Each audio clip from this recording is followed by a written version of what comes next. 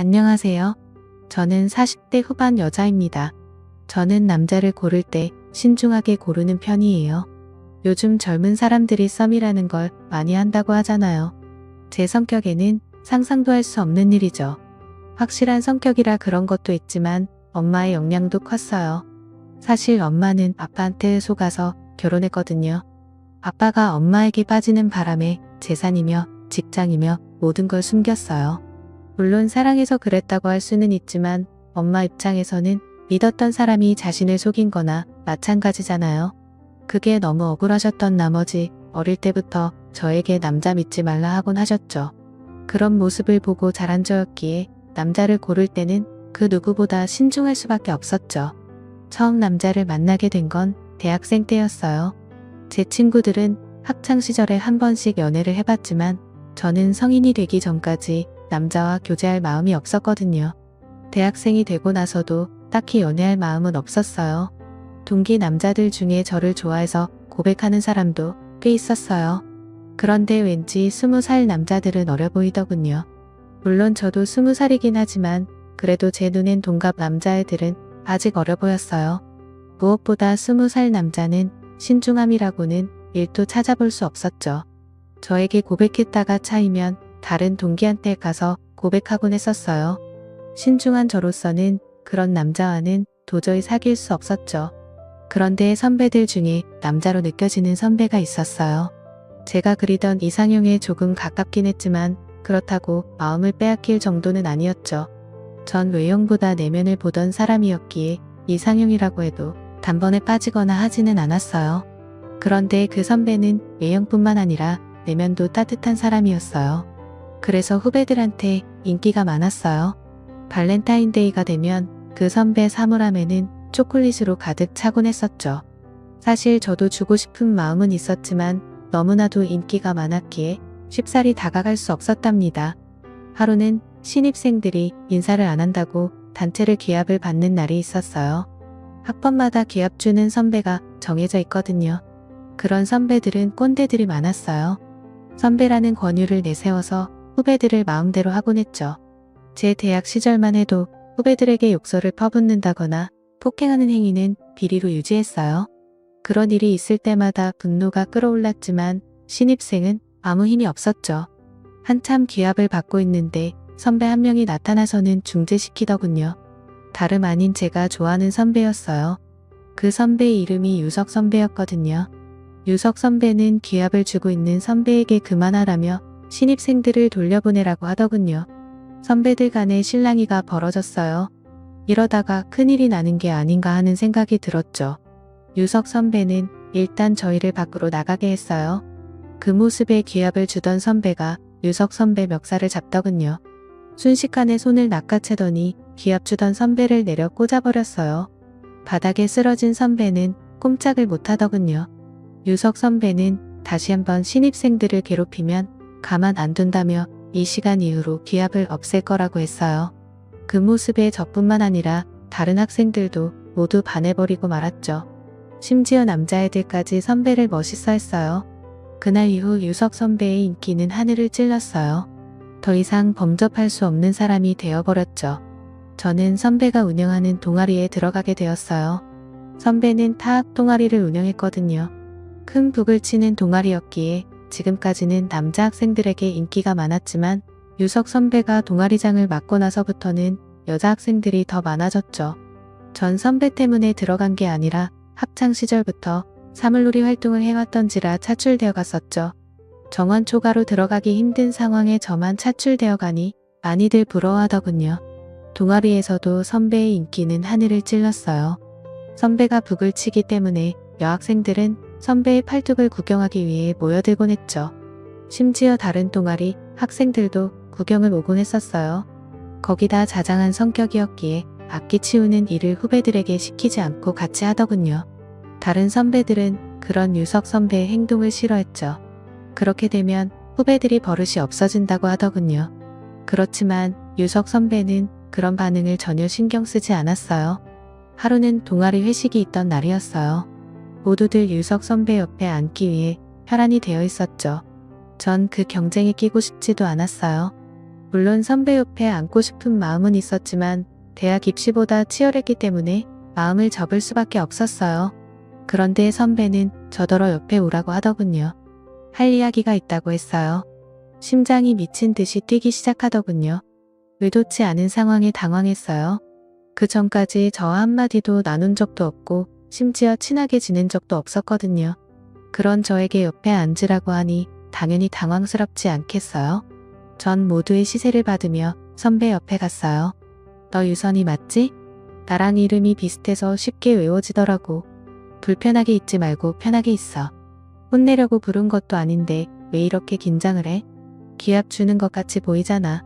칭찬하려고 부른 거니까 긴장 풀어도 돼. 지켜보니까 내가 확실히 다른 친구보다 실력이 좋더라고. 어릴 때부터 해서 그런지 기본기가 탄탄한 게 느껴져. 그래서 말인데 동아리 부장 한번 해보는 건 어때? 조금 이르긴 한데 실력이 좋으니까 충분히 잘 해낼 것 같아서 내가 해주면 든든할 것 같은데 해줄 거지? 평소 동아리에 애정이 있었기에 받아 할 이유는 없었죠. 무엇보다 선배가 저를 쭉 지켜봐왔다는 말을 꼭 해버렸어요. 저를 좋게 보고 있다는 말이잖아요. 그렇게 전 부장이 되었어요. 그 이후로 선배와 붙어 다니는 일이 많아졌죠. 자연스럽게 가까워졌어요. 다른 남자가 다가오는 건 부담스러웠지만 선배만큼은 전혀 부담스럽지 않았어요. 지내면 지낼수록 더 좋은 사람이라는 게 느껴졌죠. 무엇보다 반듯한 생활이 마음에 들었어요. 술, 담배도 전혀 하지 않고 수업도 빼먹는 일이 없었죠. 선배에 대한 마음이 더 커져만 갔어요. 그렇지만 소심한 성격이었기에 10살이 좋아한다는 말을 건넬 수 없겠더군요. 그렇게 선배는 졸업을 하게 되었고 전 좋아한다는 말 한마디도 못 해본 채 선배를 떠나보내야만 했어요. 세월이 흘러 저도 어느덧 졸업을 하게 되었고 취직을 하게 되었어요. 일만 하다 보니 건강이 조금씩 안 좋아지는 것 같더라고요. 그래서 등산 동호회를 가입했어요. 그런데 이게 웬일인가요? 거기서 유석 선배를 다시 만나고야 말았죠. 신기하게 또다시 동호회에서 만나게 되었더군요. 보통 인연은 아니라고 생각했어요. 선배는 저를 보자마자 많이 이뻐졌다며 반가워하더군요. 선배를 보니 예전의 감정이 슬쩍 돋아나는 기분이었어요. 등산을 하면서 저희는 급격히 가까워졌어요. 타지에서 혼자 생활했던지라 기대의 곳이 필요했는데 때마침 유석 선배가 다시 나타난 거죠. 사회생활을 해서 그런지 예전처럼 소심하게 행동하지 않았어요. 선배는 당돌해진 저의 모습을 보며 좋아하더군요.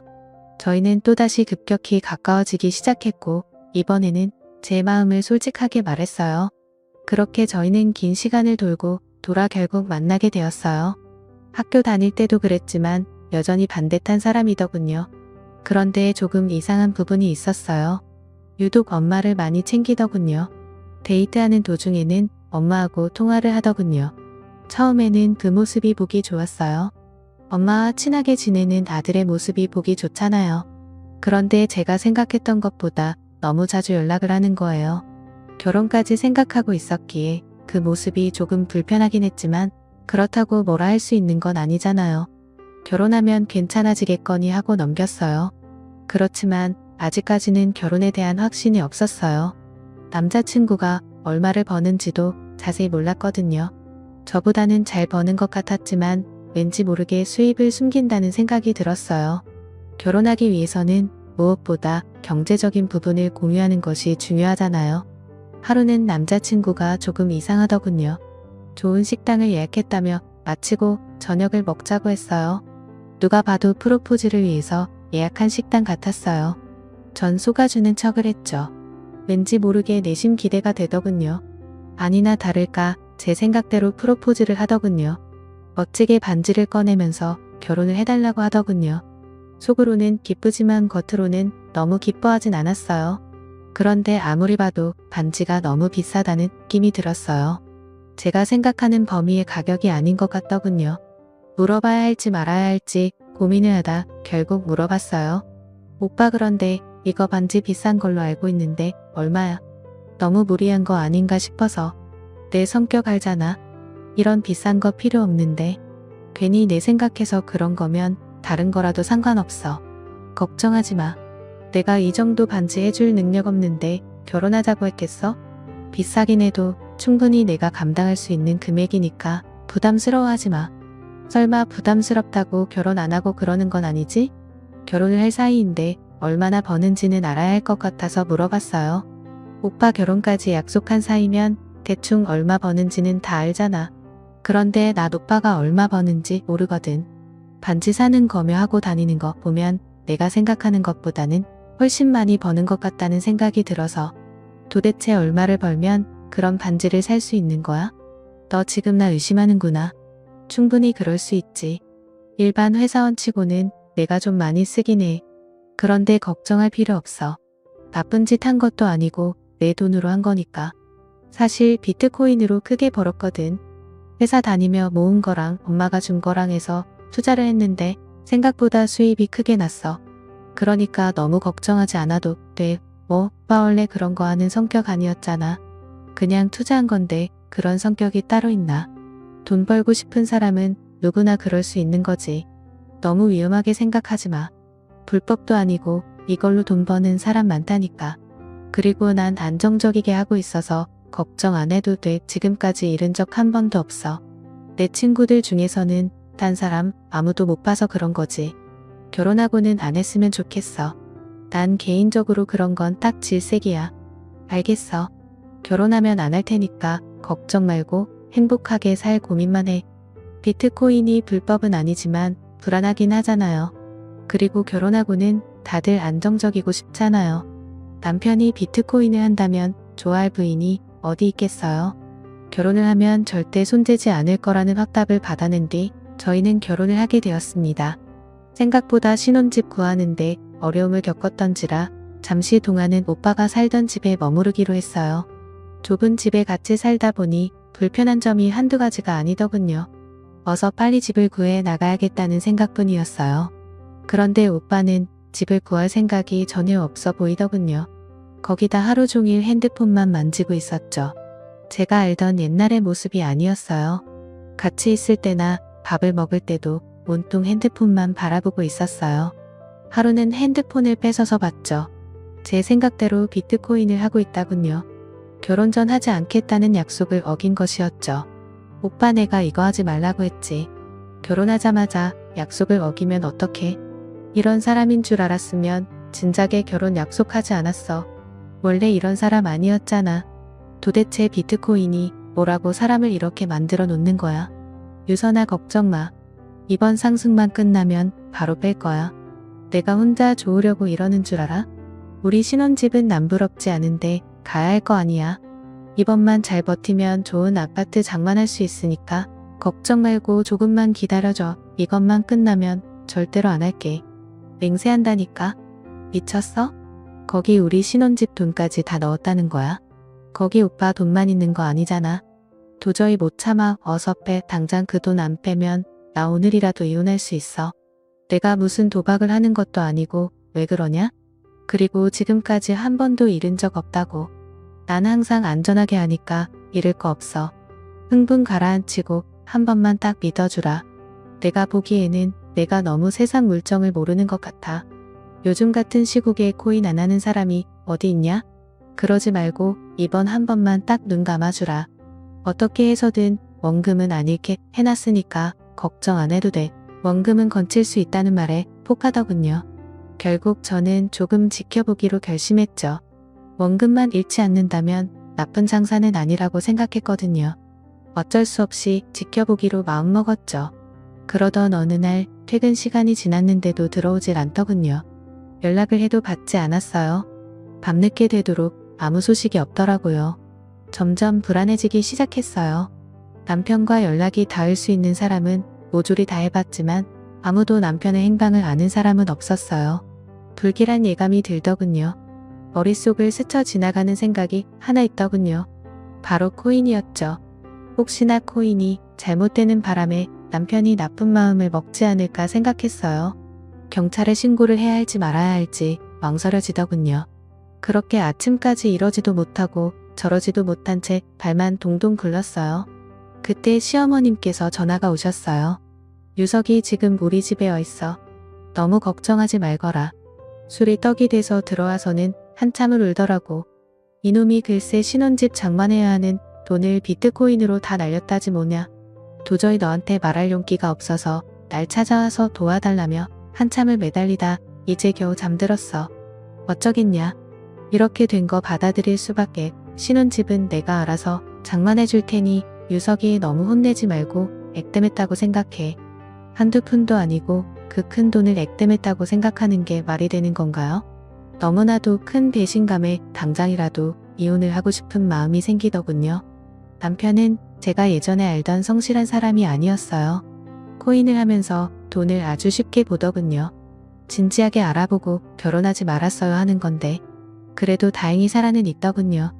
사람이 불안해지니까 오만같이 생각을 하게 되더군요. 혹시나 남편이 돈을 잃고 극단적인 선택은 한 게 아닐까라는 생각을 했어요. 다행히 최악의 경험은 면했죠. 조금 있다 남편이 들어오더군요.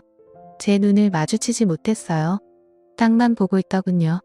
마음 같아서는 한 대 후려치고 싶었지만 너무나도 참담한 표정을 하고 있는지라 오히려 연민이 느껴지더군요. 남편은 무릎을 꿇더니 여보 미안해. 내가 잘못했어. 진작에 여보 말을 들었어야 하는 건데. 이렇게 될 줄은 정말 몰랐어. 친구놈이 이번에는 꼭 된다고 하길래 앞으로는 절대 이런 일 없을 거야. 목숨 걸고 맹세할게. 한 번만 봐줘 제발. 얼굴이 하얗게 질려서 빛난 남편을 보니 짠한 마음이 생기더군요. 이놈의 정이 뭔지 어쩌겠어요. 이혼할 수도 없는 노릇이고 거기다 어머님께서 집을 해주신다고 하니 참고 넘어가야 되지 않겠어요. 남편에게서 각서를 받아내고 사건은 일단락되었어요. 그날이 온 남편은 다시 예전처럼 돌아왔어요. 빨래며 청소며 뭐든 자기가 도맡아서 하더군요. 그렇지만 좁아터진 집구석에서 단둘이 지내게 되니 계속 코인으로 날린 돈이 생각나더군요. 그런데 다행히도 시어머님께서 정말 집을 구해주셨어요. 사실 말로만 그러시는 줄 알았는데 정말 집을 구해주셨더군요. 어찌나 감사하던지 몸둘 바를 모르겠더군요. 물론 남편이 날린 돈이라 시댁 쪽에서 책임을 져주는 게 당연하다고 생각해 줄 수 있겠지만 그게 어디 쉬운 일인가요? 능력이 된다고 한들 그러기엔 쉬운 일은 아니라고 생각했어요. 남편만 아니었어도 시어머님께 미안한 마음을 안 느껴도 되는 건데 왠지 모르게 빚을 진 느낌이 들더군요. 그런데 한 가지 걸리는 부분이 있었어요. 진명의가 시어머님 이름으로 되어 있었거든요. 결혼하면 남편과 공동명의로 된 집에서 살기 위해 돈을 악착같이 모았는데 제 이름으로 된 집 하나 장만하지 못했다는 사실이 서글프기만 하더군요. 거기다 한 가지 걸리는 점이 또 있었죠. 시어머님은 시댁과 걸어서 10분 정도 거리에 집을 장만해 주셨어요. 너무나도 불편한 거리였죠. 왠지 일주일에 한두 번씩은 꼭 들려야 할 것 같은 기분이 들더군요. 모든 것이 제 상상과는 다르게 흘러갔어요. 남편이 더욱 원망스러워졌죠. 그러던 어느 날 퇴근 후 제가 먼저 집에 들어오게 되었는데 누군가 집 안에 있더군요. 남편과 방금 통화했을 때만 해도 회사라고 했었거든요. 전 도둑이 든 줄 알았죠. 그런데 현관에 신발을 보니 어머님 신발이지 뭐예요. 어머님 어떻게 들어오셨어요? 어떻게 들어오긴 아들한테 비밀번호 물어보고 들어왔지. 오늘따라 엄마가 해준 갈비찜이 먹고 싶다며 해놓고 가라지 뭐냐. 유석이가 내가 해준 음식이 입맛에 안 맞는가 봐. 그 애가 어릴 때부터 워낙 입맛이 까다로웠거든. 나 말고 다른 사람이 해주는 음식 일체 먹지도 않았다니까. 심지어 애들이 환장하는 피자, 치킨도 마다하고 내가 해주는 음식만 찾는 아이였어.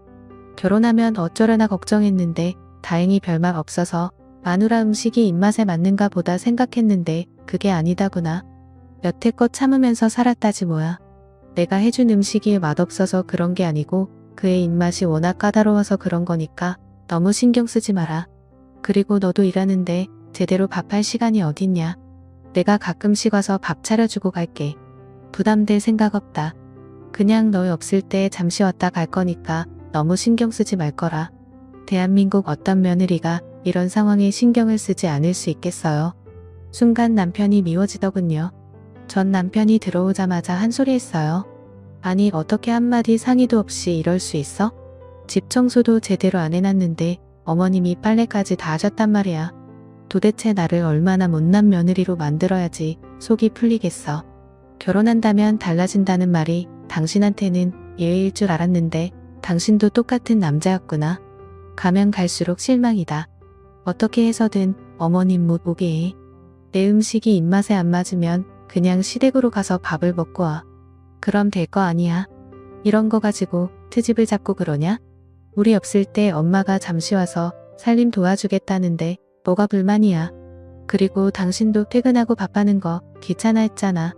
내가 해준다고 하면 맛없다고 안 먹는다고 하고. 잘 된 거 아니야? 엄마 음식이 얼마나 맛있는데. 당신도 우리 엄마 음식 좋아했잖아. 문제될 게 뭐가 있어. 처음이라서 불편한 거지. 몇 번 하다 보면 당신도 편해질걸? 너무 얄밉다군요.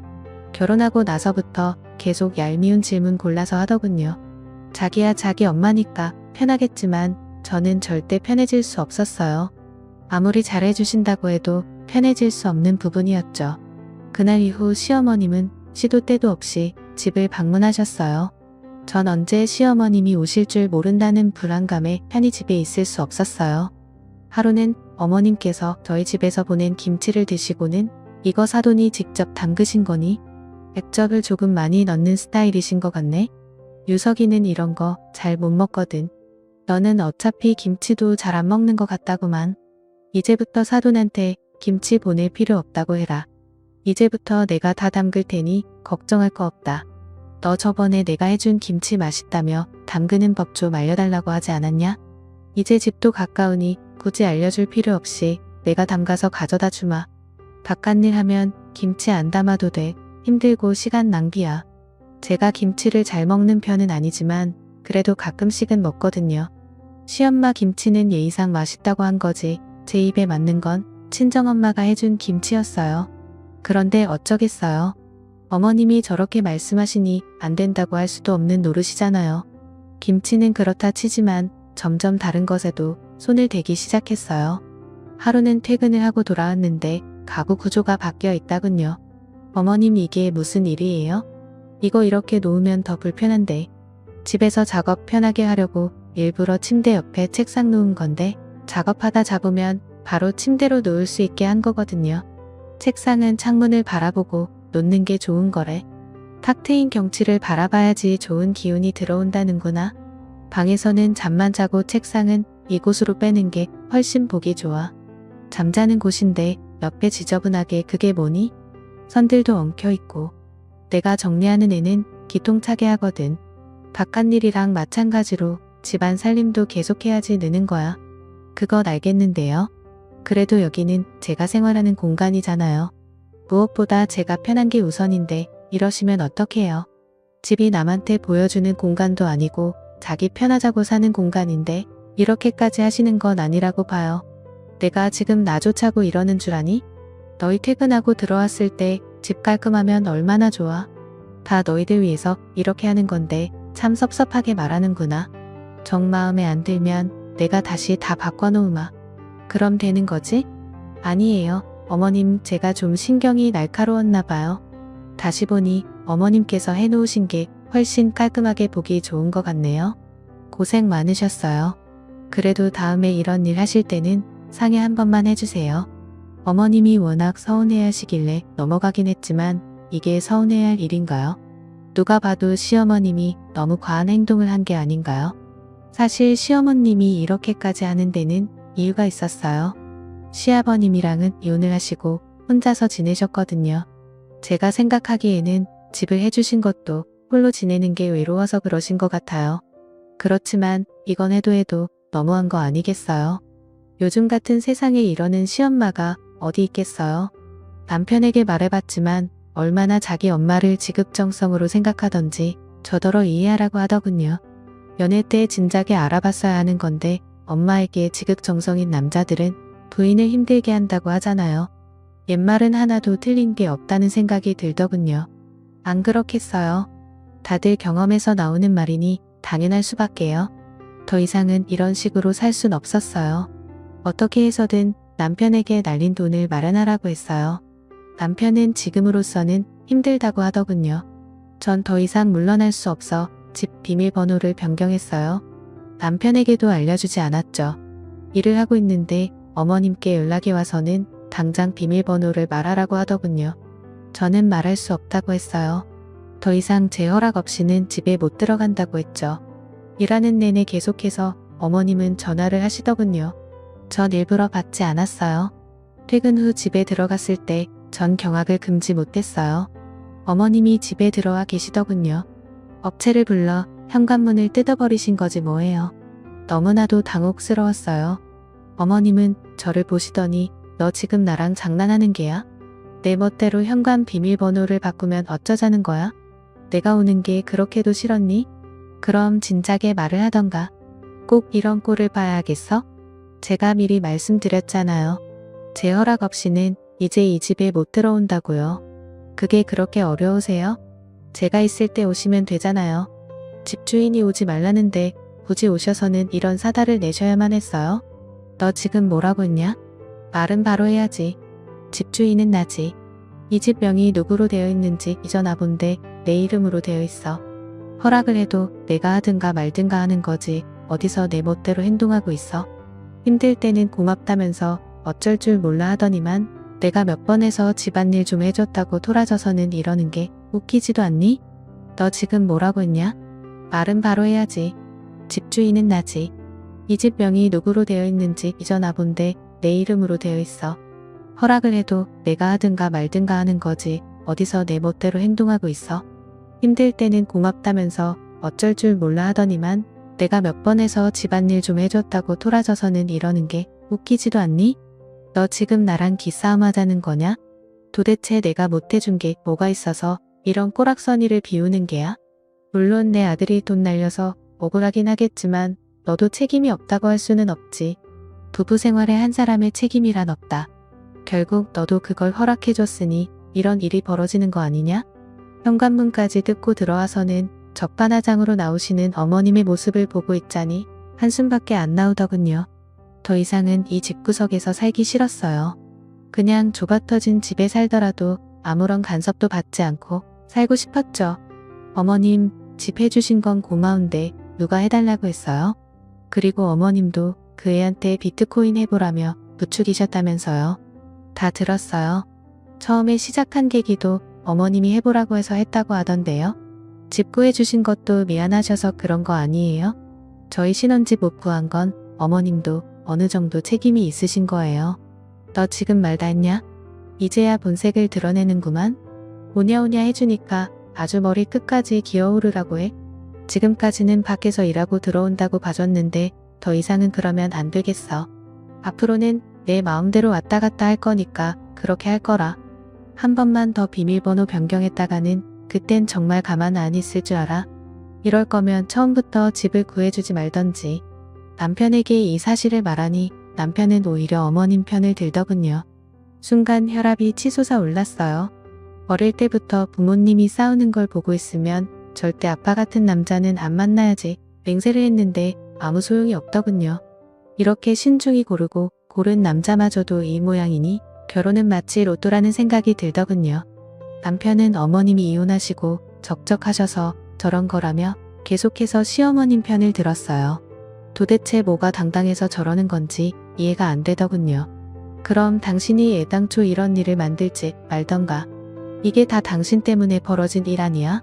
또 코인 얘기하려고? 그만 좀 해라 제발. 언제까지 우려먹으려고 그러니? 내가 손발이 닳도록 사과했잖아. 내가 혼자 잘 살아보겠다고 그랬냐? 다 너 행복하게 해주려다가 이렇게 된 거 아니야.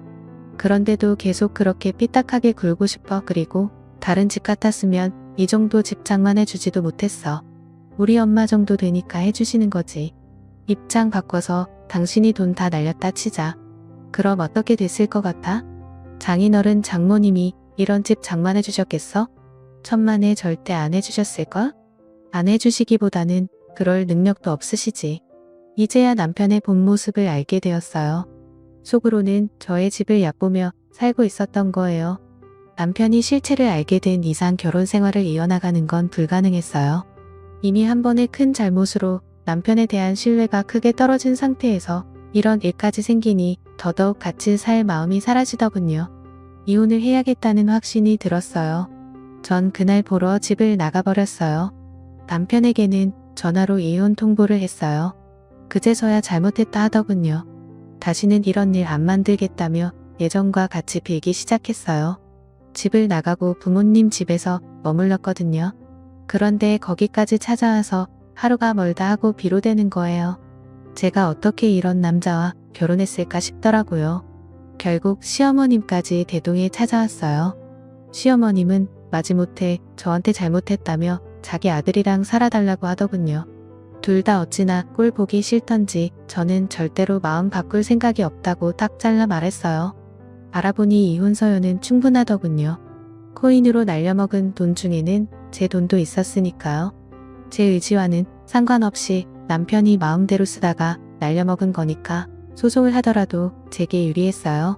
심지어 그 금액까지 돌려받을 수 있다고 하더군요. 결국 저는 소송에 들어갔어요.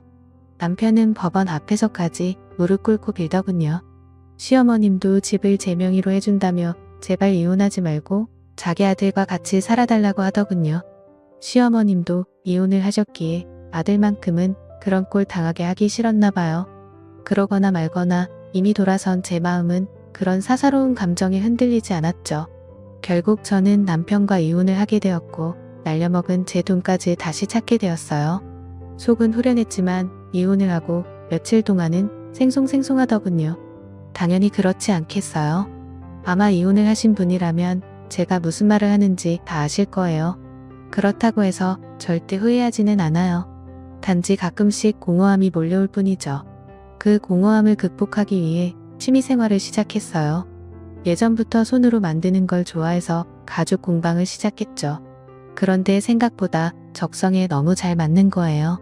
거기다 손재주도 좋아서 그런지 지인들에게 선물을 하면 더 만들어 달라고 부탁을 하는 사람까지 생겼어요. 그런 제 능력을 살려서 지금은 자그마한 공방을 차려서 운영하고 있답니다. 얼마나 행복한지 몰라요. 그리고 전 남편이랑은 같은 대학이다 보니 가끔 소식을 듣게 되거든요. 들려오는 소문에는 아직도 정신을 못 차리고 코인을 한다고 하더군요. 대학 동기들 중에는 돈을 빌려줬다 못 받은 사람도 있다고 하네요. 그런 소식이 들을 때마다 이혼하길 100번 1000번 잘했다는 생각밖에 안 들더군요. 그러거나 말거나 이제 남일이니 신경 쓸 필요 있겠어요. 저만 행복하면 장땡이죠.